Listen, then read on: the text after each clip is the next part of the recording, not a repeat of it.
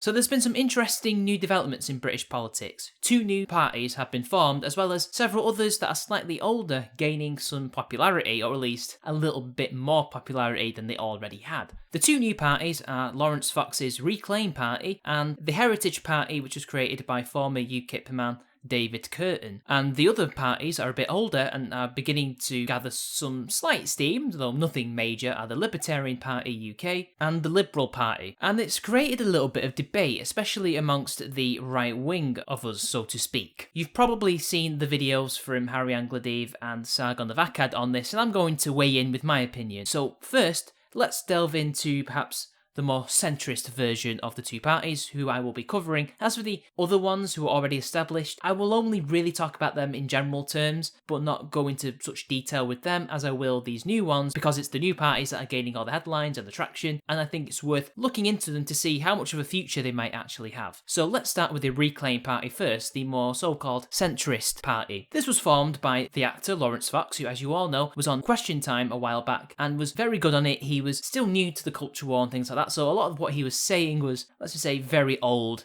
kind of 2016, shall we say. He's not quite there yet compared to us veterans who've been going at it for ages now, since like 2014 for me. But he did very well in dispelling a lot of the myths of critical race theory and the social justice crap that you see time and time again on the BBC. So I guess it's no surprise that eventually he would get so passionate about this, because you can see that he really cares for Britain, he really cares for the values that we hold, and he wants to see them either reclaimed or reformed or put back into the fore. Thus he decided to dip his toe into politics. So let's have a look at what the Reclaim Party has to say about what it's going to do for the British people. And according to the Telegraph, they have 3 stated objectives. The first is to promote an open space through full protection of the fundamental freedoms of speech, expression, thought, association and academic inquiry, to stand in full opposition to laws and other measures which undermine those freedoms. The second objective is to reform publicly funded, controlled and operated institutions to ensure that they deliver on their primary purpose, free from political bias or agendas beyond their scope. This programme of reform will cover, although not be exclusive to, our system of democracy, education, law enforcement, the civil service, public media, charitable organisations and other non-governmental organisations in receipt of public funds. The third objective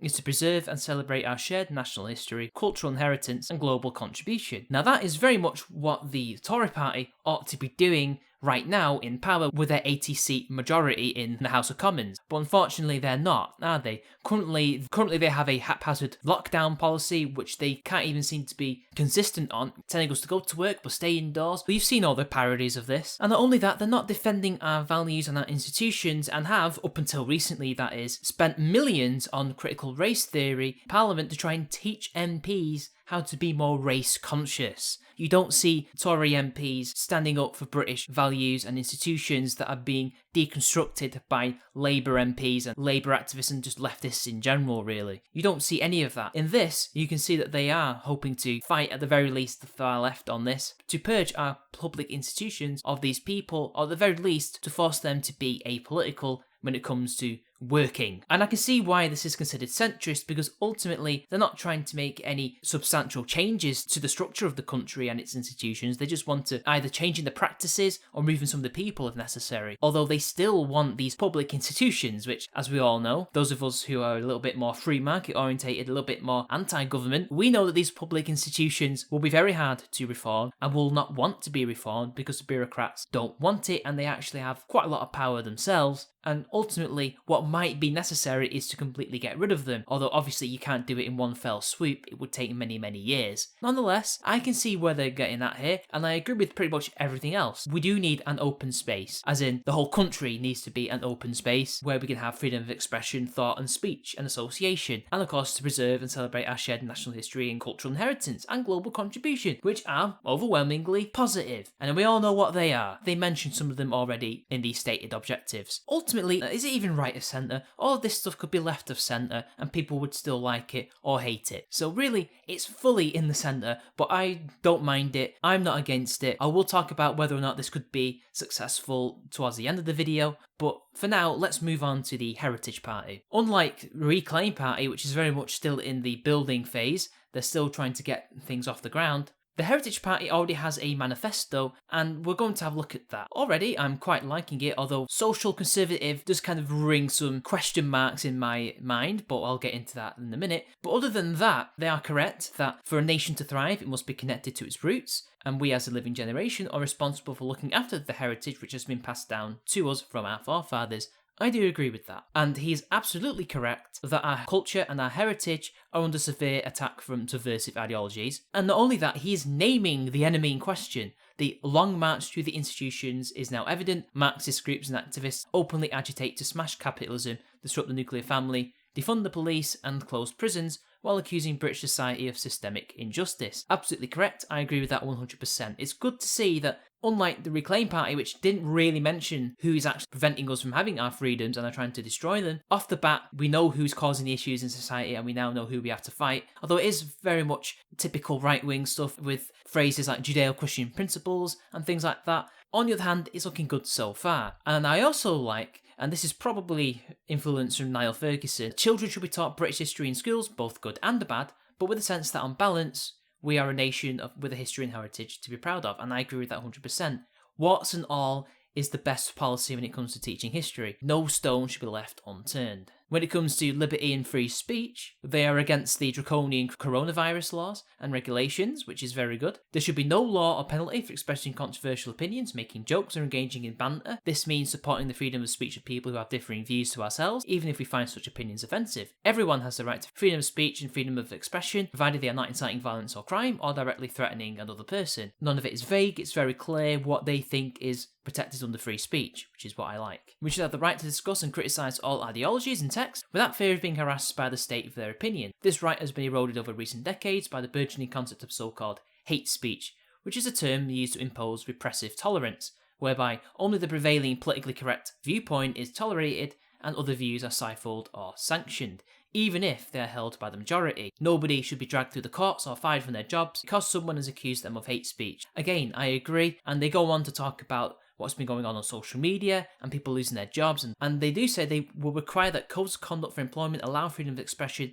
outside the workplace and demand that codes of conduct at universities encourage rather than restrict diversity of opinion. That is a decent idea, although I'm not sure how you're going to do that to private institutions and companies. To be honest, the only way you're going to get the universities to do that is if you replace the people running and teaching in them. I hate to say it. What I do like is their take on digital social media platforms, which is what Trump is doing. Digital social media platforms should be open to all and not be allowed to censor legal opinions simply because someone considers them to be politically incorrect. They should be classified as publishers if they engage in such arbitrary censorship. I agree, especially as we've seen what Twitter and YouTube do. They are, to some extent, curating their own platforms. And of course, everything else is fine in regards to trying to stop companies and the government spying on us. That's absolutely fine. Nothing wrong with that. Although they oppose a move towards and of course I agree that they should not allow a nanny state. I mean, that goes without saying. Although where we have some issues will be in regards to traditional family values, which I think will be very difficult for them to sell to the electorate, and I'll explain in a little while, but first let's see what they have to say. While we uphold the right of individuals to make choices about how they conduct their personal lives, we believe that the institutions of marriage and the family are fundamental to the fabric of a good society and transmissions of values, customs, traditions and identity from parents to children through the generations. I agree with that. That is true. The traditional nuclear family, where a mother and father bring up their own children, is the best and most successful model for bringing up healthy and well-balanced children and building stable communities. Again, I agree with that, that is correct. Unfortunately, in this day and age, that won't sell, because now we have gay marriage as well, so you will probably have to include them. Even though it is true, statistically, that having mother and father in the house is better than having a single parent, but I don't know how that's going to be sold to an electorate who are overwhelming in favour of such things and probably don't think of it that deeply. While there are many excellent single parents, carers and guardians who do their very best for the children in care, the bell curve of success for children who are brought up by their own married mother and father is better than any other model of family. And he goes on about how the benefits improve such people. Again, all of it is correct. None of it is wrong. It's just how do you sell it to the electorate? I just don't see it. There is some kind of thing in society right now, at least in Britain, where you can't really criticise single mothers. Children should not deliberately be denied a mother and father. We will encourage and support the traditional family structure through the tax system and education, and we oppose the engineering of society in such a way that causes increasing numbers of children to be deliberately brought up without their own mother and father. Again, I agree with this. This is something that people in the MRM have been trying to argue for years. But unfortunately, I just have a bad feeling that when this stuff is blasted out by the mainstream media, they're going to try and twist it into like a homophobic thing, when obviously they're not homophobic, they're just conservative. But what I do agree with wholeheartedly, and I think this is something that everybody should agree with, anybody other than a radical feminist would agree with, in particular, boys need fathers. Boys who have been abandoned by their fathers or deprived of contact with by an often discriminatory legal system are far more likely to turn to gangs and crime than boys who are raised with a male role model. Refuting divisive notions of toxic masculinity, we will promote father figures and the nurturing of each boy to become a good and mature man. 100% agree with that. I have no problems with that, and I think you could actually feasibly sell that to an electorate. We will not allow schools to propagate anti-family propaganda that undermines the picture of the traditional nuclear family as the best model of family, and we will also block teaching materials and lessons which encourage early sexual activity in children before they reach the age of consent, or inappropriate materials detailing non-reproductive sexual acts. That's fine, although I do think that children, especially when they reach puberty, ought to be taught about how sex works and things like that, so they can prepare themselves later on in life for when they are in the position where they need to make a decision. School children should not be exposed to unscientific nonsense like queer theory or gender fluidity. It is a scientific fact that there are two sexes, male and female, which are determined by anatomy and chromosomes. Previously on the fringe of radical thought, gender ideology has been mainstreamed to the detriment of children's well-being. Transgender propaganda, which confuses children about their biological sex and damages their natural development as boys or girls, should not be allowed in schools. Although again, this could be twisted into being transphobic and homophobic, which of course we know they're not. I've said nothing here that is remotely homophobic. The point still stands that all of this is perfectly fine. It's not even remotely radical, but it will be portrayed as such, which is really my issue. It's not necessarily the values or the thought behind it. National sovereignty. United Kingdom should be governed only by her own citizens, and all legislation passed by Parliament formulated with primary respect to national interest and the liberty and prosperity of the British people. Yes! That's all I have to say on that. Although I like the anti-globalist, anti-EU rhetoric, unfortunately they don't seem to be talking much about the military, in particular the Navy. Currently our armed forces are being slashed to death. They're being cut. They are a shadow of their former selves, to the point that the army is even thinking about doing away with tanks altogether and replacing them with what exactly, I don't know. Not only that, the Navy is at the lowest it's ever been in years, to the point we are sharing vessels with the French, something that was just unthinkable years and years ago. Nelson would be rolling in his grave if he saw that right now. Because we have now left the EU, security is going to be even more important in the future, because now we can't rely on the whole continent, we have to rely on ourselves for the most part. And not only do we have to defend the British Isles, which doesn't just include all the British territory, but also Ireland and the Faroe Islands, we also have to defend the Commonwealth. They are our allies. If they get attacked, we need to be able to help them, and especially the trade routes. I remember particularly last year when some British vessels were captured by the Iranians, the Navy said it couldn't guarantee it could protect British shipping. Something unthinkable not that long ago. What's their stance on that? What are they going to do about the Navy and the Army and the Air Force being cut and diluted, when arguably they will be more important now than they ever will be? And as for low immigration, he is absolutely correct on that. Again, it will be just spun by the media, but I think most of the British electorate will agree with this. And that's for equality before the law. Yeah, of course, I agree. Everybody should be punished the same if they commit a similar crime. And I also agree with their diagnosis that political correctness has led to a violent crime spiralling out of control, especially in the big cities like London, for example. And as for the financial aspects of the manifesto, yes, this is how deep they've been thinking about this. I don't see anything here that's worth criticising, at least in the general sense. And luckily, although this should have been put in the national sovereignty aspect, it is finally good to see they think that taxpayers' money should be spent on things like the border force, honouring the military covenant rather than running down our armed force. So they have actually thought about this, but I think they should have gone into more detail. I think it shouldn't really been put in this section. I don't even need to get into the details. Free and fair markets.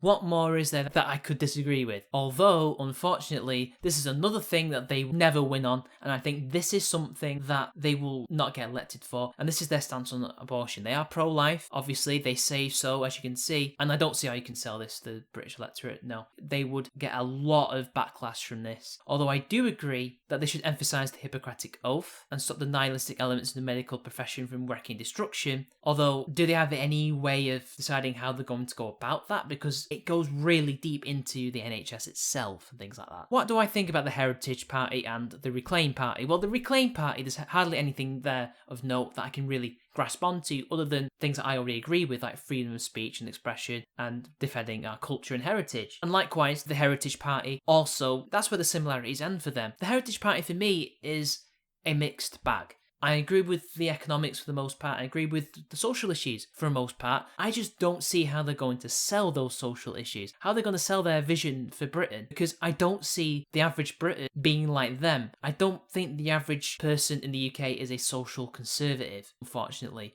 I really don't. And this will appeal to different demographics within the mass of people. I don't see their pro-life stance getting them elected, and I certainly don't see their stance on marriage getting them elected either. I think most people, for the most part, think the Abortion Act is fine as it is, and they also believe that marriage as it is fine. Of course, that also breaks down into generational barriers. They will do much better with older people than they will with younger people like myself. But other than that, everything else is fine. There's nothing wrong with them. They have a future. Both parties have a future. Now let's just briefly talk about the Libertarians and Liberals, maybe other parties as well. So as for them, they're doing fine. They're more established. And the Liberal Party are the classical Liberals that split off from the Liberal Democrats many years ago. They've reconstituted the old original Liberal Party and are trying to essentially... That would be the party that I would vote for, but of course they're so small that I don't know if they're going to be a viable political force in the future. Likewise with the Libertarians, they are obviously more right-wing than the Liberal Party. They are Libertarians, of course. I don't see them becoming much of a force either, although again, I agree with a lot of what they have to say. The British public have never really been libertarian, especially compared to America. They would have much more success across the Atlantic than they would here, but I don't know. Maybe things will change after Corona, I don't know.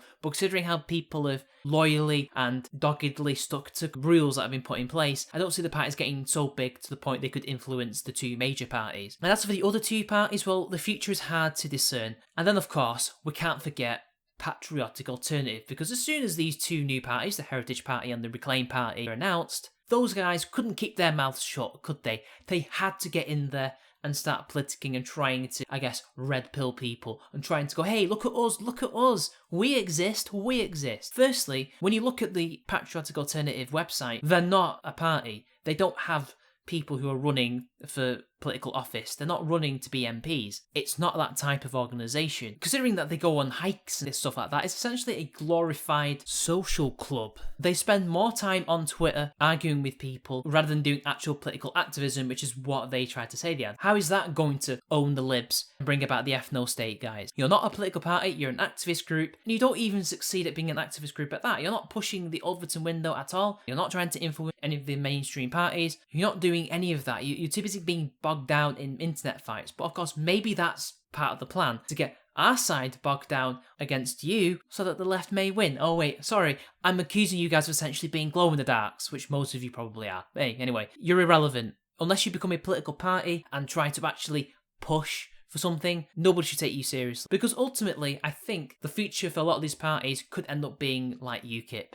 Not in the sense that they will implode and be destroyed. What I mean is, they will take many years to develop, but ultimately they will not be an electoral force. If anything, they will be an electoral influence. Because UKIP, even though it was a political party, obviously was founded as such 30 years ago, ultimately it became more of a glorified activist group. They were not going to win many seats, they weren't going to win any. What they were doing were influencing the other two parties, in particular the Tory party, into adopting their stances, their policies, to try and push the Overton window to essentially convince the public about how bad the EU was and things like that, which honestly, by the time they started to pick up steam, wasn't that hard. I don't think that's something that any of these parties ought to be. I think that is the wrong thing. I don't think we should be trying to influence the two parties at all. I think you should be aiming to win. Ultimately, that's what Farage ended up doing and ended up being comfortable with, which I disagree with. Obviously, it's going to be very difficult, it's going to take decades, and they might not ever break the two-party system, which is what we have. Although, I personally would favour the option of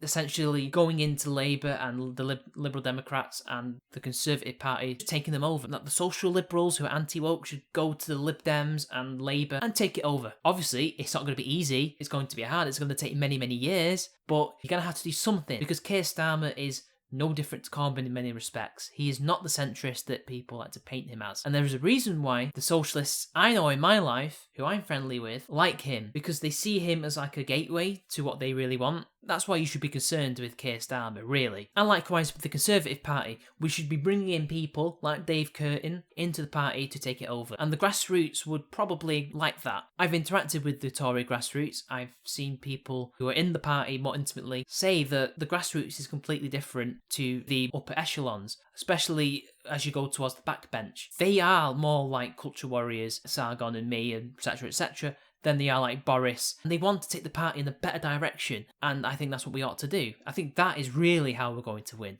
Like what Trump did. He literally joined the Republican Party, surrounded himself with like-minded people, and they took it over. And they slowly but surely, over 4 years, kicked out all the neocons, or at least the ones who were unwilling to change, and have reformed the party in their own image. Next election, especially if he wins, that will all but be confirmed. But of course, in this country, it's not actually happened. Boris was never anything like Trump. He was never going to be anything like him. Ultimately, it's going to take our country a very long time to reform our institutions and political parties in order to get rid of the far-left cancer that has completely destroyed large sections of it. It remains to be seen if Reclaim Party will be an electoral force or an influence, and likewise the Heritage Party. I don't think it's fair, because of things that they may say in public, that they have no future, that there's no point even supporting them. I disagree with that entirely. You don't know. We have no idea what's going to happen 5 years, 4 years from now. We don't know. We haven't got a clue. I actually think if we had a proportional representation system, those two parties, Heritage and Reclaim, would make very good coalition partners. Because it seems to me like the Reclaim Party is kind of like the more moderate version of the Heritage Party. They could be one whole party. And I think they would balance each other very well. We have the Reclaim Party telling the Heritage Party, look, this thing here is probably too much for the electorate. We need to do something like this. I think they should join together, or at the very least be allies, rather than necessarily be competitive with each other. Not that competition is a bad thing, but politically sometimes it can split votes. I don't think these parties, whether it be the Liberal Party, the Libertarian, Heritage or Reclaim, are going to split any vote. They're not. They will get a couple thousand votes, maybe tens of thousands at most, but they will not be enough to split the vote in this country, as you all well know. But as for the future, who knows? They could be successes, they could be failures. Only time will tell. So anyway, I'll see you all later.